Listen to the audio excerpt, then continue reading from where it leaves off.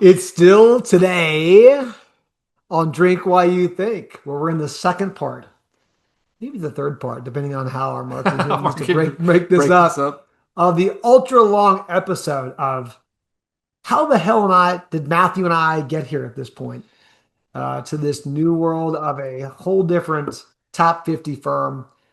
And right now we're going to transition into the deal has been done. It was signed and sealed and It's delivered. signed, sealed, delivered on January the 16th. Yep. January 17th, there's a new world order. You So, know what we forgot to do? what we could do? We forgot to pour our drinks before we started. That's okay. We're going tequila Oh, again. you want to go tequila? You want to go? Oh, I take that definitely, around. You want to no, I go? want tequila. You can do, you can do the St. Lucia rum.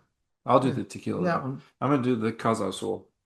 Like I said, once I get him on that, When, Matthew's gonna have some more Casa Azul.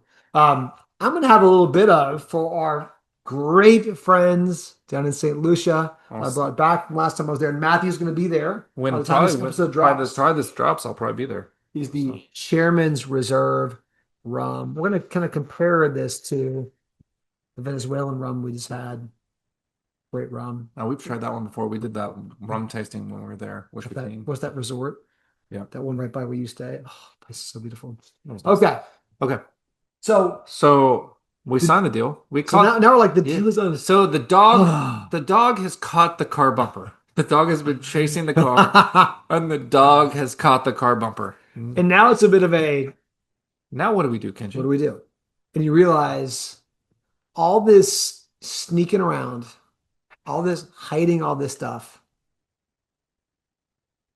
We got to come out and talk to the team, right? Yep. And there's a bit there's two emotions of one is like, oh my gosh, we've got to how do you explain it? But also there's a little bit of relief in my mind too, of like we need thank Finally, finally we get to we talk can. about Well, this. then we can't tell everybody else, but we could tell our team. It was a nice relief. So So this is the ultimate relief where yeah. we can tell everybody. So But our goal though at the time was literally as soon as we knew our deal was done to immediately tell our team at Acuity because we yeah, as fast as possible. So the this way is a, we phased it out, this is a Thursday.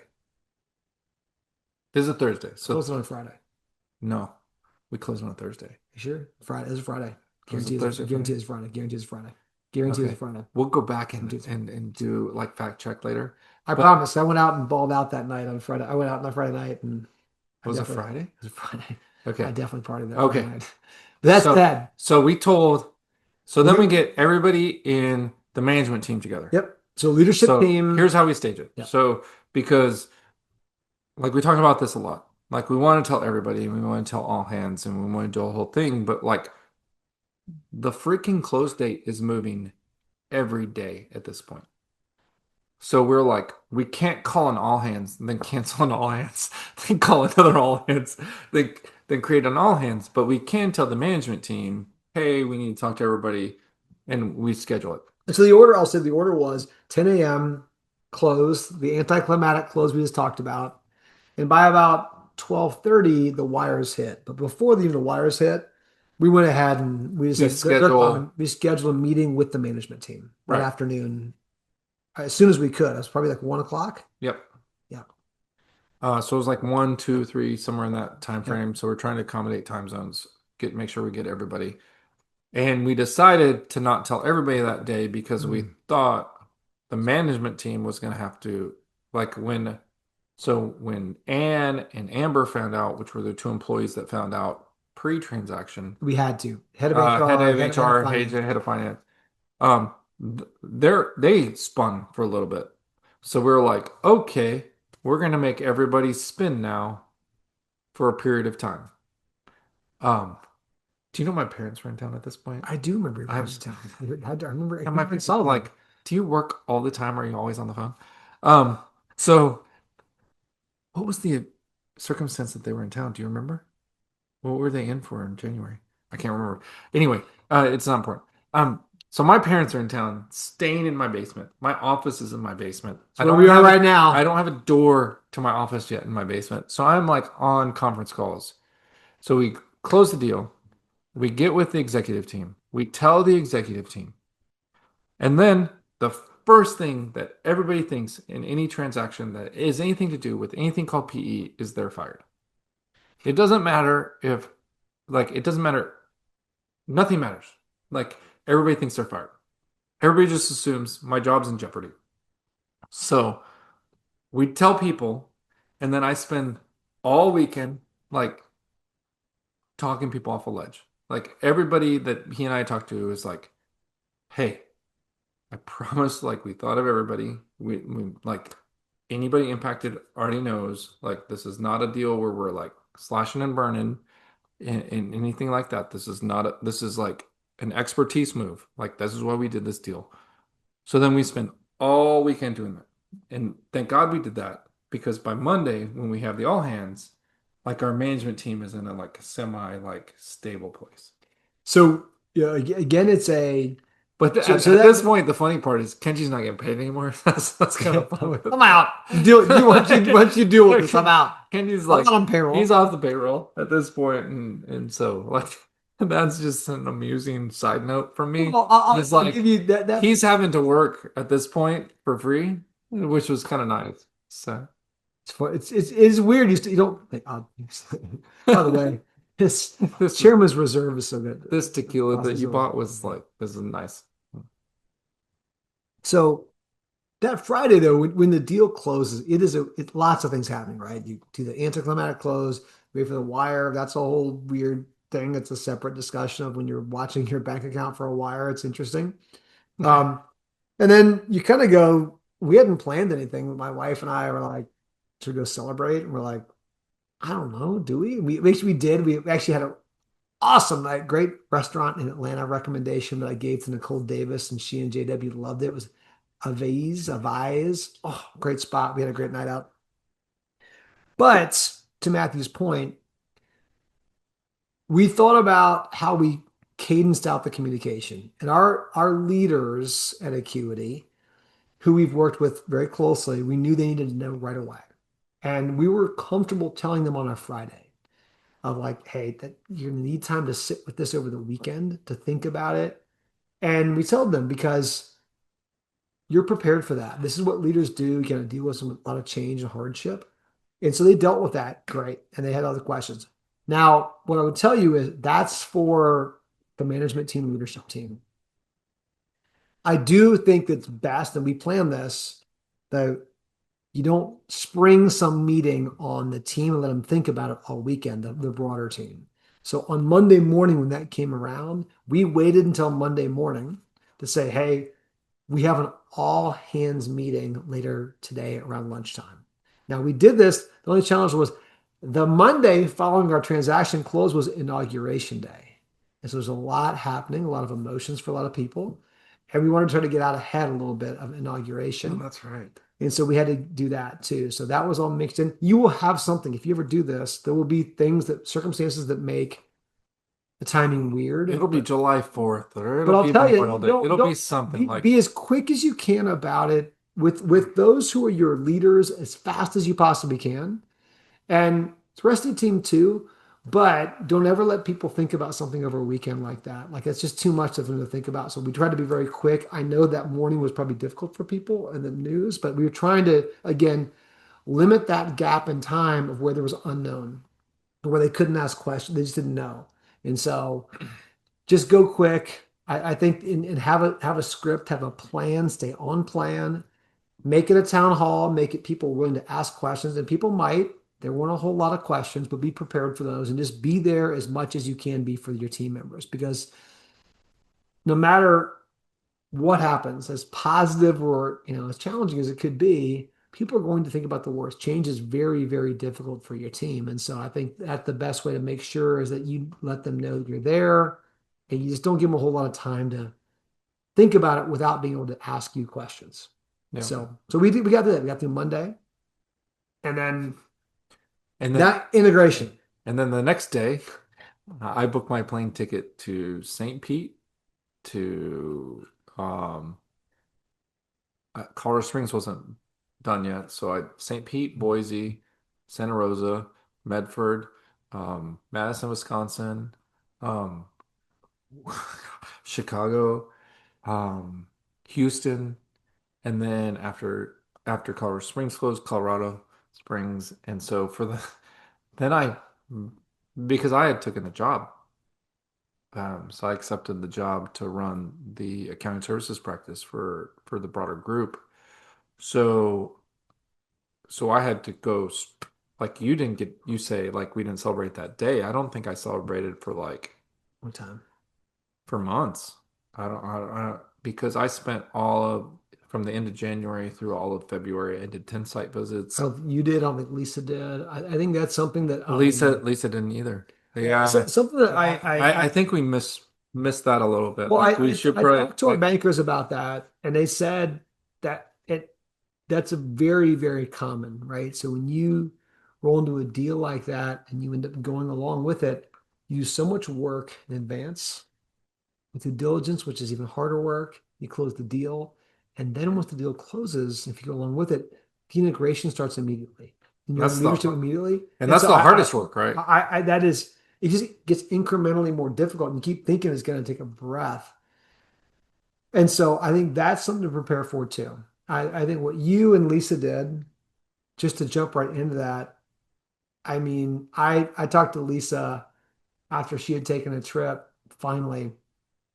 It was amazing how different her voice sounded when we talked after she'd come back from her vacation because we always worked pretty hard at Acuity. We always tried to put the best that we could in, but this was different. This was really stressful. And I remember the two of you guys, both the two of you, had moments where I'm like, just you need to get through vacation. And it was a little bit, I won't say unfair, but those of us who left, like we got to go right away, go just kind of like take some time and relax.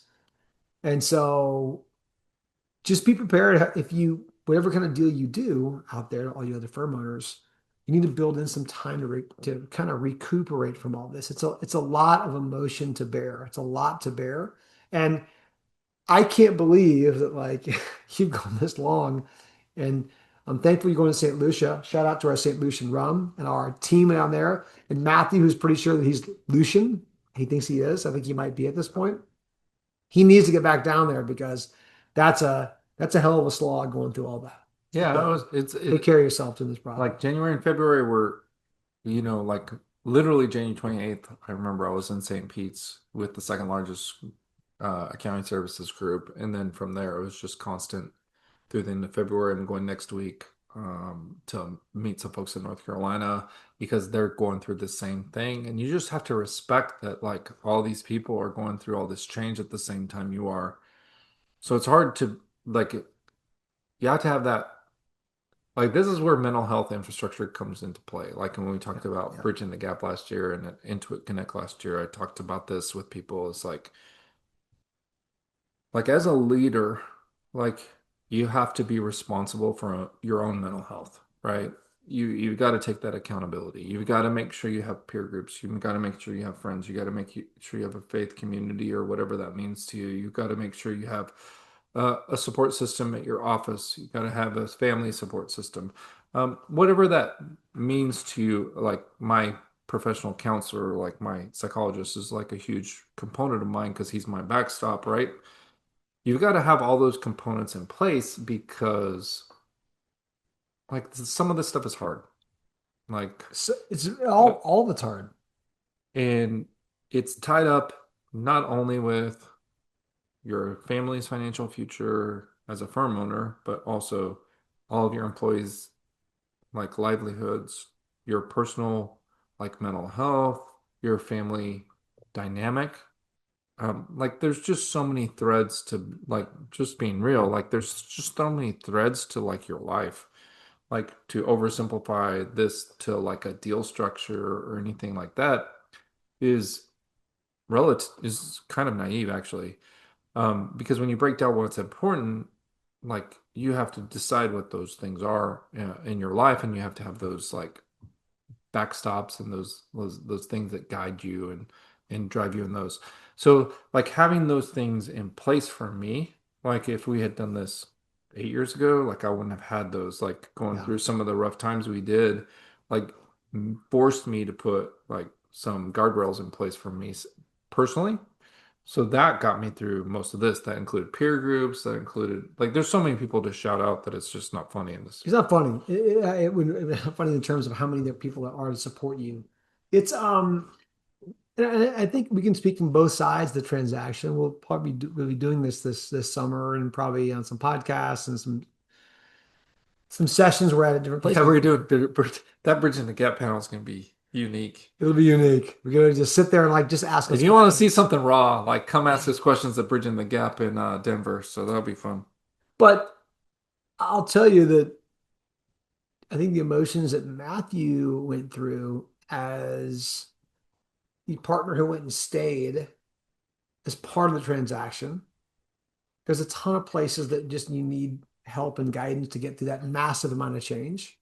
And I'll tell you that mine was different, very, very different. There are times when I'm like, yeah, I'm about as dressed up as I've been for other reasons, not for this podcast, since January. I mean, like, I'm using a baseball cap and t-shirt and not even shaved at all. But there have been times where, from a mental health standpoint, you kind of question, like, well, who am I now? Like, right? I used to be a founder and CEO of this company. What am I doing? Where am I at?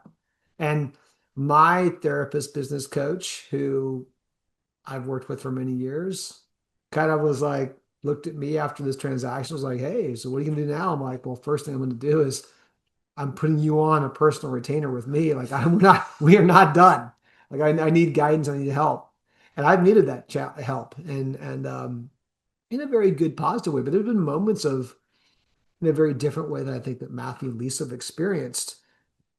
Of theirs has been just the constant, continual work, work, work. There can also be that side of where, well, who am I now? Like, right? I used to be the guy who was CEO of this firm that everybody knew, and now I'm not.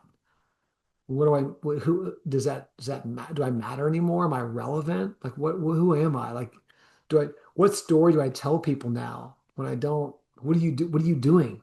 Right. And so there's a lot of things that you feel. Yeah, like don't you feel pressure to like answer like what are you doing now? You feel a tremendous amount of pressure, Like tremendous like amount of that. everybody asks me, "What's Kenji What's doing he now?" doing? What's he doing? And I'm like focusing on his freaking family like he should. Like he's Yeah. taking a moment. He took a breath. He took both children and his wife. Well, first of all, his children are both in a circumstance where they could go on a family vacation to Japan and like go see like because his heritage her Yeah. motto The is like heritage. Like that's what. Japanese just for the record.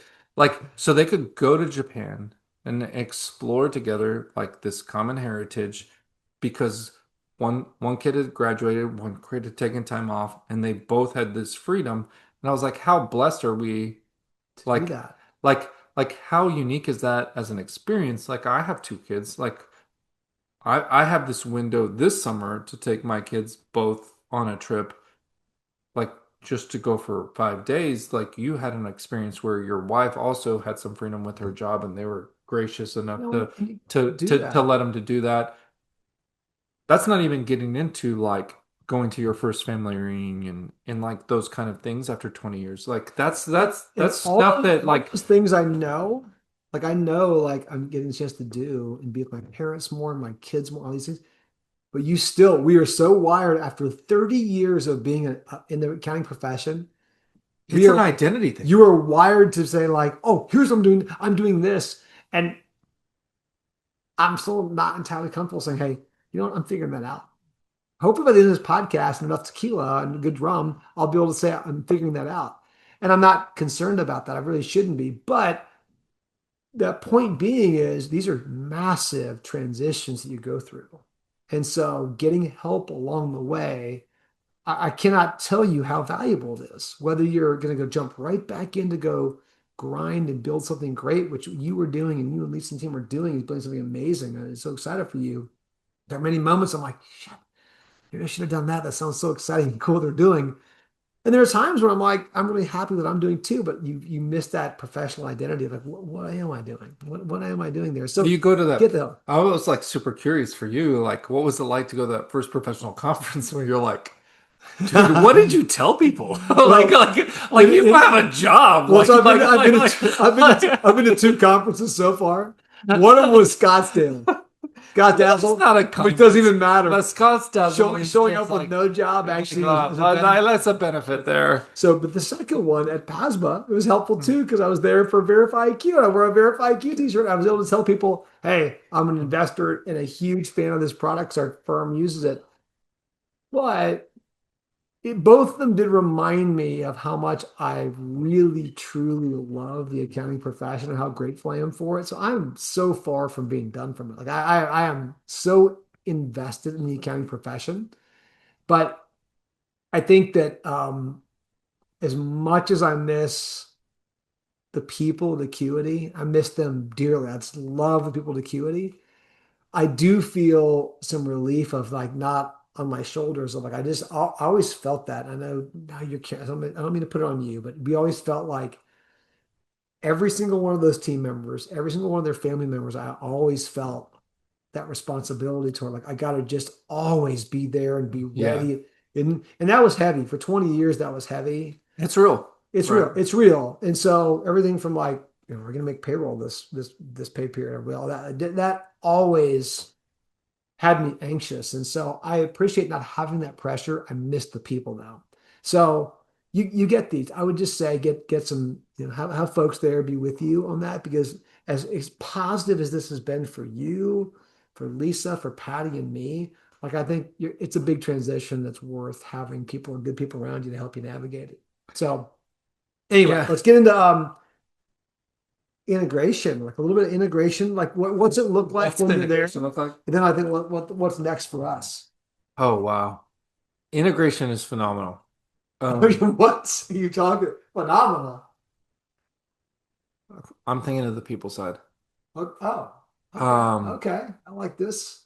so I just like I have exposure to 10 groups, 10 client accounting services practices and about 14 leaders in those practices that what are you doing? Like like I'm posting a, posting a social media preview that we're a coming. preview that we're coming. Um, like the best part of integration has been one of the, I mean, I had this at Cherry Becker when I was there, is like these incredible up and coming leaders. You just multiplied the up and coming leaders. We have four or five, six up and coming leaders at Acuity. You multiply that by all these firms, and then all of a sudden you're talking about 10, 12 people that give you energy every time you meet them or meet with them or sit with them and talk about what they're doing and what they were thinking and that kind of stuff. So that is the phenomenal part of integration. The the awful, horrendous, like crappy part of integration. You're like, this is Apollo and Ash, by the way, if you're watching online. Like Kenji is enjoying my dogs, who we let down for the second episode. Um, they're not barking right now, so that's okay. So the hard part of integration is the technical side. Well, there's oh, that's not just the only thing. The hard part of integration is like, okay, if you thought of the first 3 months of the integration, I abandoned Acuity. Kenji and Patty have left. Lisa has to run Acuity. Like, so one person's doing four-person jobs, so you're overburdening like certain people. I'm trying to figure out what the hell's going on with 10 other firms that we're trying to merge with. Um, three of the firms didn't have accounting services practices that get you to the 14 if you're math people.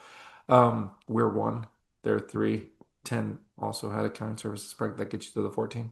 Um, so the hard part is the waiting. Um, how do we get emails? How do we get on the same systems? How do we communicate together? What are the rules? One of the challenges that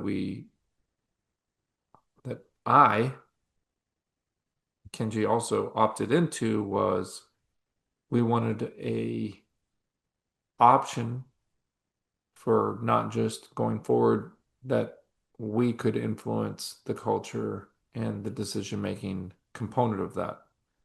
The cost trade-off to that was we didn't go to Aprio, we didn't go to Cherry Beckert, we didn't go to Eisner Amper, we didn't go to these larger firms that have systems in place that are driving. things. Like the things that appealed to us were Soren, they appealed to us were Springline, like those kind of models that were um, out there, which were going to allow people to create the best practices together.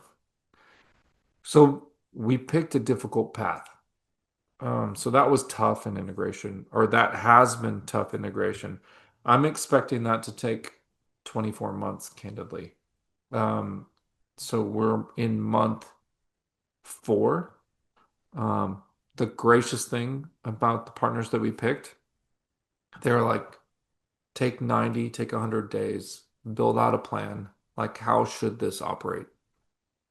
So the challenge to that is like everybody thinks they do things perfect, but once you go to 10 offices in a 30-day period, you realize these guys have this figured out better. These guys have this figured out better. These two places have intact practices that we could really leverage on the upmarket stuff.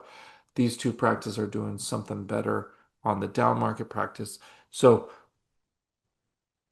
the realization that you haven't come up with the most practical best practice after 13 years for me, 20 years for Kenji, has been a humbling experience. Well, okay, so I remember we talked about this. Something that you were always excited about, which I feel like I just heard you say is coming to fruition, is that there were a lot of times in our life at Acuity where we looked around for like, how do you know, either how do you do this? And there was nobody at Acuity or even other friends of ours running other firms who'd ever done it before, the scale.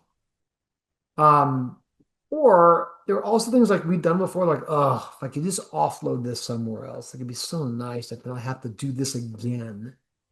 What I hear is like through integration, at least, yes, there are some of those people who've done things we haven't not done before that we can learn from. They And there are people probably that some things that also you'll be able to offload, like, thank God I don't have to do X again because I can give that back to a shared oh service or to a oh other thank like God I don't have to do HR. Right. right.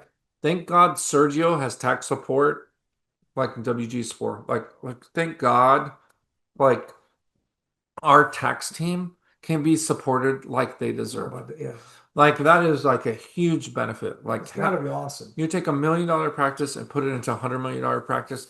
They have Paul out in St. Pete's that does international stuff. They have WG as a leader, like from a tax perspective. Like that's all gravy stuff, right? That's all like we couldn't have wished in a million years we would have had those kind of people to support our team, right? But then we get to, you know, the the day-to-day stuff, right? The challenge with these things is just like our team was going through the struggles of transition, like every other one of the 14 teams and the 10 that had accounting services groups, every one of those 14 teams, like those individually, those people are going through the same transition that you are at the same amount of time, right? So, like stepping back, what we've done is like relatively crazy. We've thrown in 15 months, we've thrown 14 firms together to come up with a plan to create a top 50 firm. Like that's kind of nuts, right? Like So that's who else would you say that there's I say Soren, um, Springline, Spring's like the closest. Ascend? Springline still kind of keeps people separate. Ascend lets you keep your own brand. Yeah. Like Soren is Those are unique. those are all kind of Those different. are they're I similar almost and want to call like them roll ups. I'd call them like some kind of like conglomerates, conglomerate. whatever you want Yeah, to kind call of them. a So like great, like first of all, great humans at those places and yeah. great opportunities for those people that want to do that. But like there's something interesting to me professionally about trying to do something like this, where like you're trying to say, and everybody I've met is this way at Soren so far, is like, I do think it should be done this way, but I'm open to the perspective that other people have better ideas. And we have 14 firm owners that come together in that respect, and 14 firm owners represented by 150 people. Yeah. Like it is just an interesting perspective on building a company.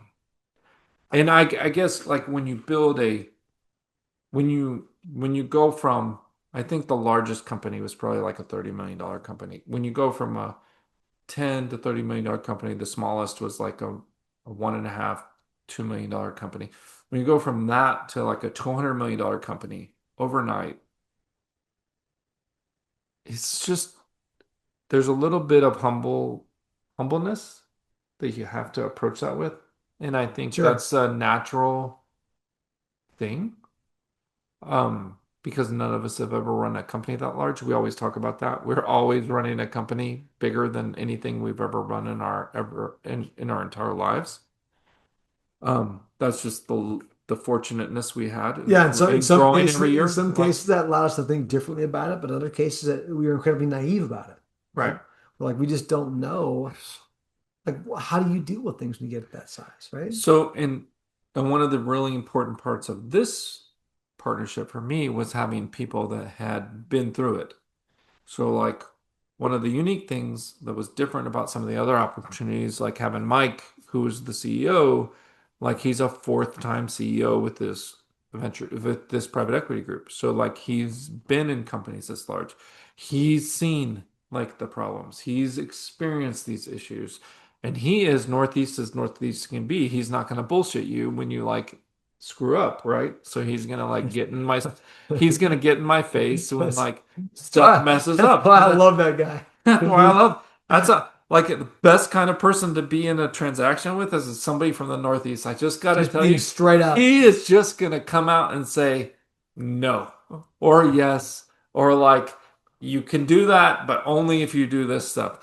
Like that's the best part of this like the Northeast Well, he's a pro. attitude. He's done this so many times. It's good to have experienced people who've been through this type of So, transaction. which is what I think is unique about this experience is like we've identified the current CEO, we've identified Josh, who's going to be the next CEO on the next private equity transaction. So he's helping Josh understand what it's like to have a financial partner.